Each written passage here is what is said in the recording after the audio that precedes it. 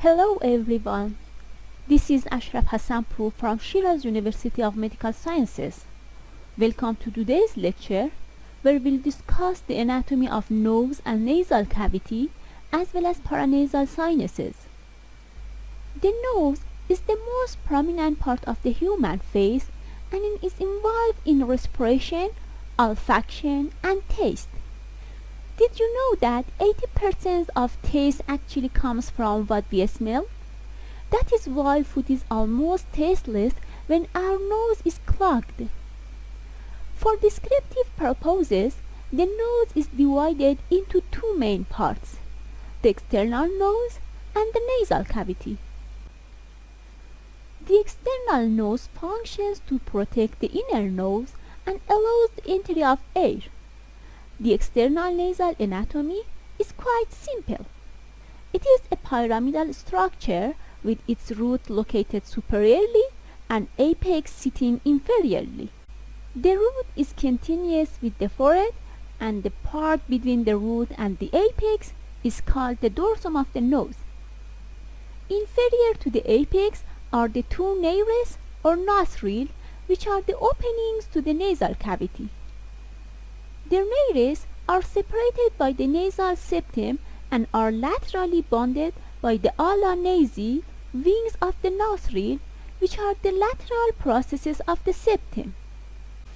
The external nose has a skeletal framework that is partly bony and partly cartilaginous. The bones are the nasal bones, which form the bridge of the nose, and the frontal processes of the maxillae. The cartilages are the lateral processes of the septal cartilage, major alar and 3 or 4 minor alar cartilages, and a single septal cartilage in the midline that forms the anterior part of the nasal septum. Noses vary considerably in size and shape, mainly because of differences in these cartilages. Major alar cartilage forms the apex of the nose. Minor alar cartilages support the ala nasi. Lateral processes of the alar cartilage form the dorsum of the nose, and septal cartilage bonds the nares medially. The anterior nasal aperture is simply the area where the anterior bony aspects of both the maxilla and the nasal bone terminate and form an opening into the cartilaginous nasal vestibule. The structure is also referred to as the piriform aperture. The internal part of the nose is the nasal cavity. The nasal cavities are the most superior part of the respiratory tract and they are located above and behind the nose. The nasal cavity extends from the nares or nostril to the posterior nasal apertures or choanae and is subdivided into right and left halves by the nasal septum. Each half has a roof, a floor, and medial and lateral walls. As you know, the cavities are created by a skeletal framework composed of bone and cartilage. So first, let's look at the bones and bony structures that make up the nasal cavity, and let's begin by looking at the floor of the nasal cavities.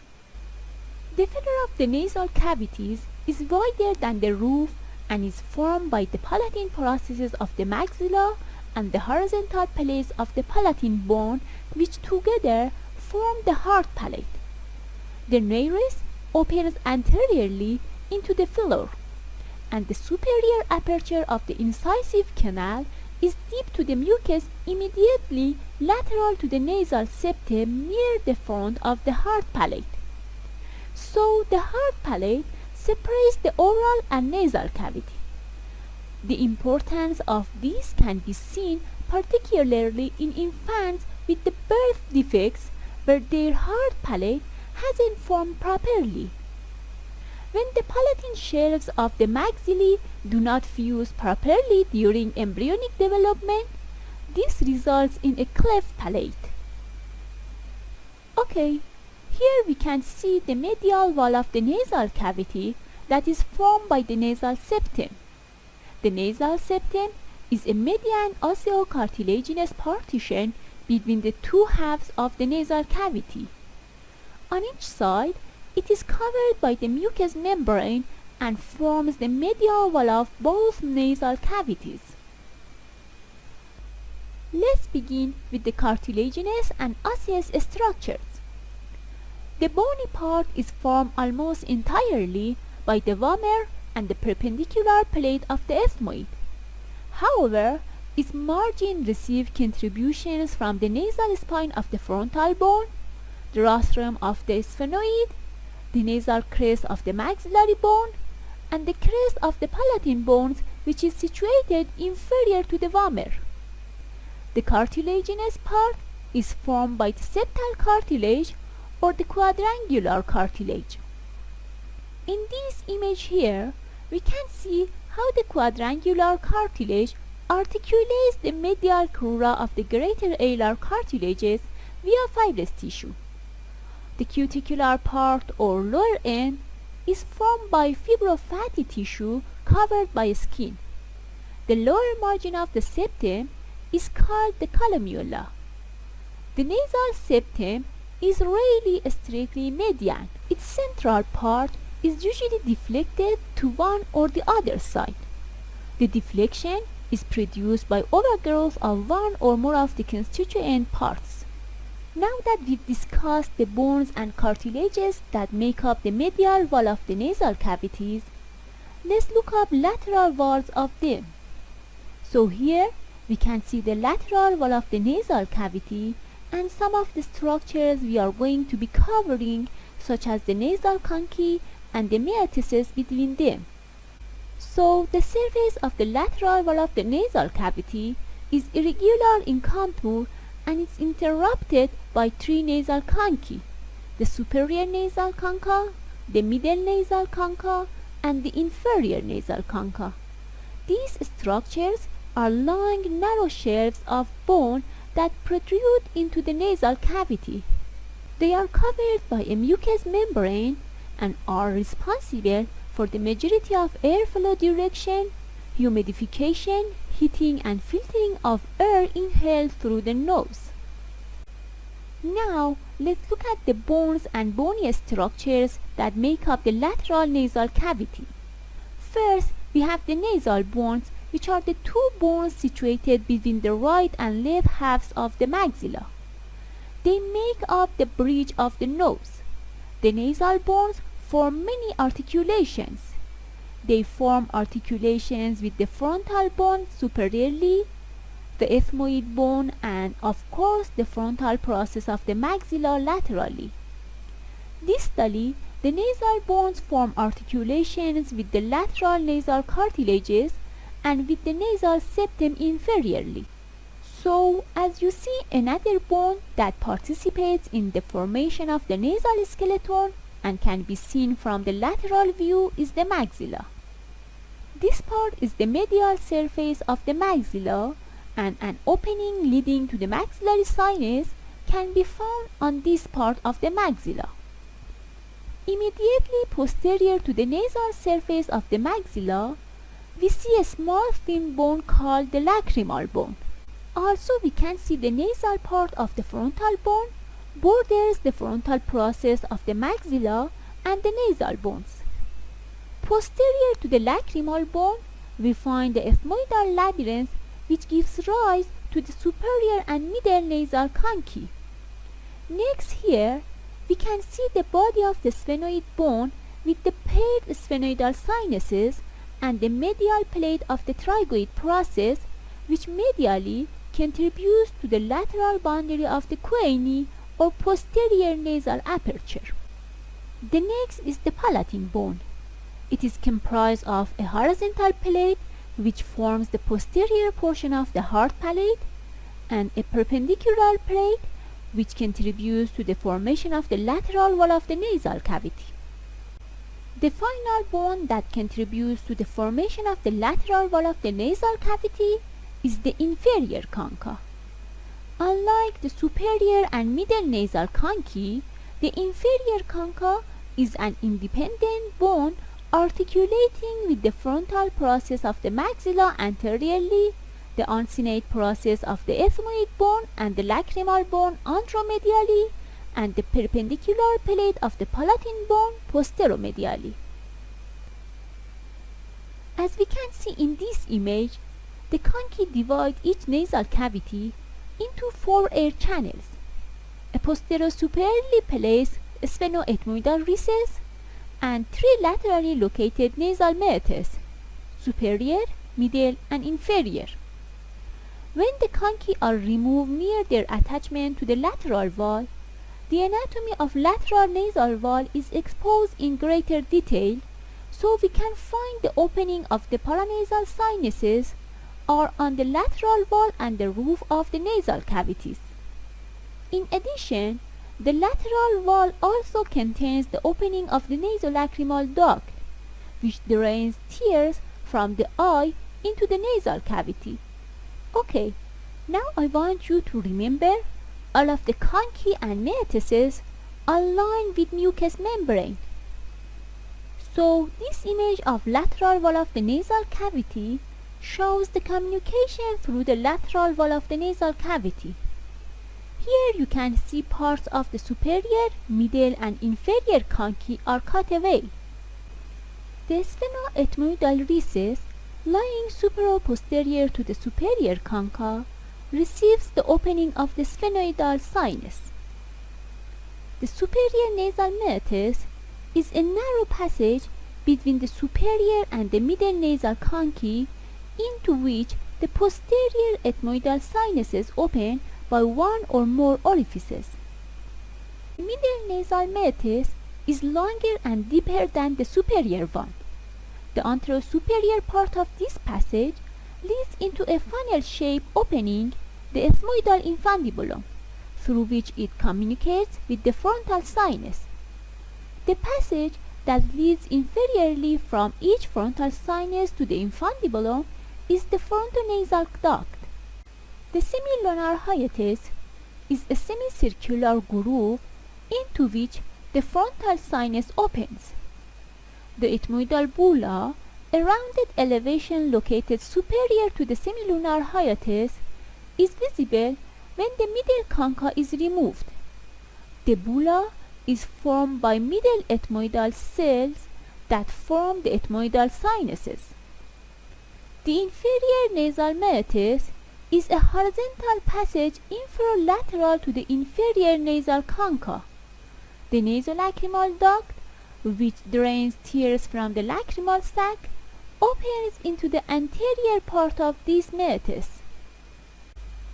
Okay, that's it. Now let's finally look at the roof of the nasal cavities.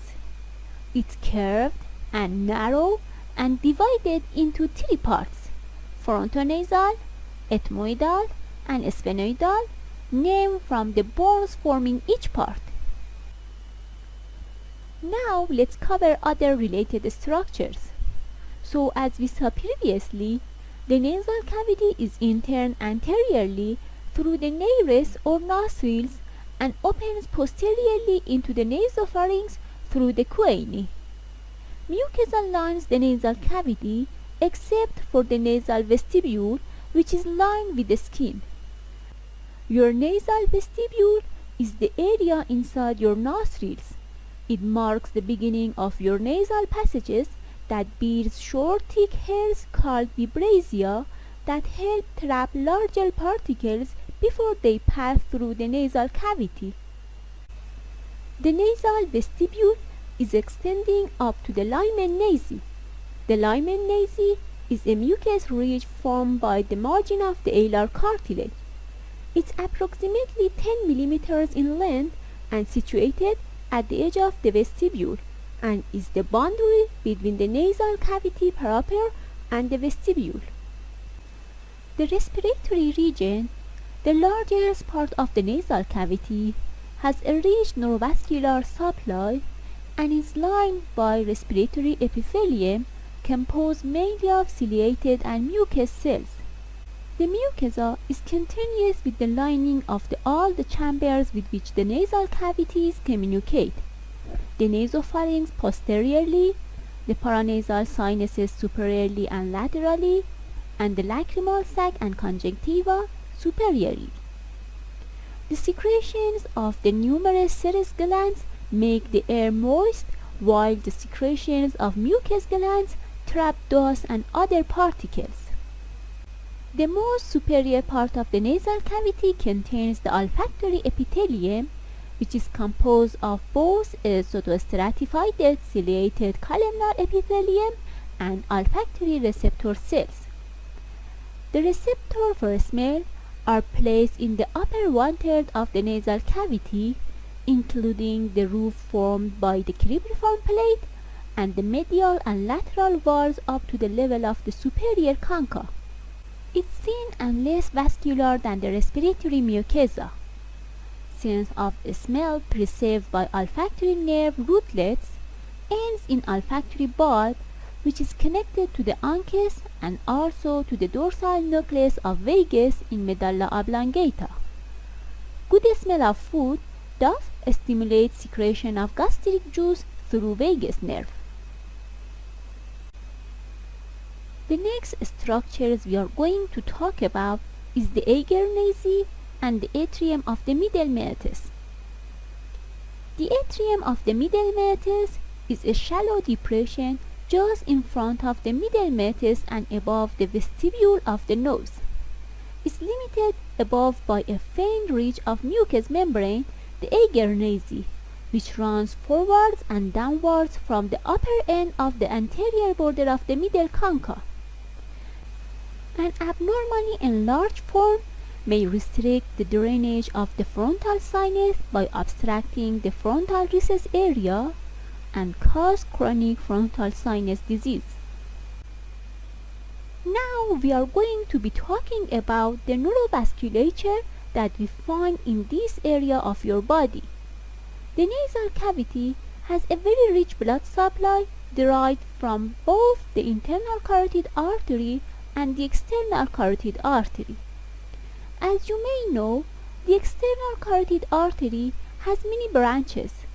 Part of the blood supply to the nasal cavity is derived from two of these branches, the facial artery and the maxillary artery. There is one branch of the internal carotid artery that is involved in the arterial supply of the nasal cavity, and that is the ophthalmic artery.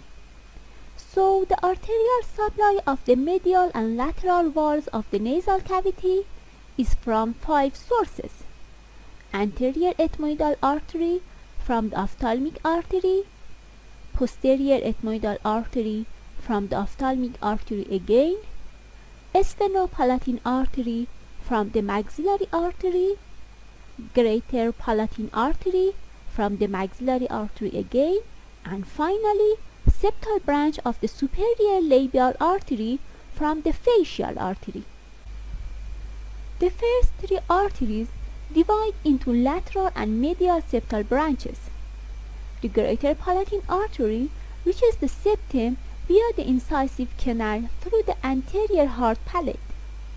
The anterior part of the nasal septum is the site of an anastomotic arterial plexus involving all 5 arteries supplying the septum that called Kisselbach area. This area is the major site of nosebleeds and epistaxis. The external nose also receives blood from first and fifth arteries listed here, plus nasal branches of the infraorbital artery and the lateral nasal branches of the facial artery. A rich submucosal venous plexus deep to the nasal mucosa provides venous drainage of the nose via the sphenopalatine, facial and ophthalmic veins. The plexus is an important part of the body's thermoregulatory system, exchanging heat and warming air before it enters the lungs. Venous blood from the external nose drains mostly into the facial vein via the angular and lateral nasal veins. Please note that because the venous blood from the nose drain into cavernous sinus and communicate with the extracranial veins, They act as routes through which infection can spread from outside to inside the cranial cavity. So the nose lies within the danger area of the face. Now we are going to be talking about the different nerves that you find in the nasal cavity. Regarding the nerve supply of the nose, the nasal mucosa can be divided into postero-inferior and antero-superior portions by an oblique line passing approximately through the anterior nasal spine and the sphenoethmoidal recess. The nerve supply of the postero-inferior portion of the nasal mucosa is chiefly from the maxillary nerve by way of the nasopalatine nerve to the nasal septum and posterior superior lateral nasal and inferior lateral nasal branches of the greater palatine nerve to the lateral wall. The nerve supply of the anterosuperior portion is from the ophthalmic nerve by way of the anterior and posterior ethmoidal nerve branches of the nasociliary nerve. Most of the external nose, dorsum and apex is also supplied by the ophthalmic nerve via the infratrochlear nerve and the external nasal branch of the anterior ethmoidal nerve. However, the ali of the nose are supplied by the nasal branches of the infraorbital nerve. And as we saw before, the olfactory nerves can serve with a smell arise from cells in the olfactory epithelium in the superior part of the lateral and septal walls of the nasal cavity. Last topic that we are going to be talking about is paranasal sinuses. The paranasal sinuses are air-filled extensions of the respiratory part of the nasal cavity into the cranial bones such as frontal, ethmoid, sphenoid, and maxilla. They are named according to the bones in which they are located. The right and left frontal sinuses are between the outer and inner tapers of the frontal bone, posterior to the superciliary arches and the root of the nose. Frontal sinuses are usually detectable in children by 7 years of age. The right and left sinuses each drain through a frontonasal duct into the ethmoidal infundibulum, which opens into the semilunar hiatus of the middle nasal meatus. The ethmoidal cells are small invaginations of the mucous membrane of the middle and superior nasal meatus into the ethmoid bone between the nasal cavity and the orbit. The ethmoidal cells usually are not visible in plain radiographs before 2 years of age. However, they are recognizable in CT scans. The anterior ethmoidal cells drain directly or indirectly into the middle nasal meatus. The middle ethmoidal cells open directly into the middle meatus and are sometimes called bular cells because they form the ethmoidal bulla swelling on the superior border of the semilunar hiatus. The posterior ethmoidal cells open directly into the superior meatus. The sphenoidal sinuses are located in the body of the sphenoid, but they may extend into the wings of this bone. The sphenoidal sinuses open separately into the sphenoethmoidal recess. The maxillary sinuses are the largest of the paranasal sinuses. They occupy the bodies of the maxillae. Each maxillary sinus drains by one or more openings into the middle nasal meatus of the nasal cavity by way of the semilunar hiatus. Okay, that brings us to the end of our lecture. Thanks for watching and happy studying.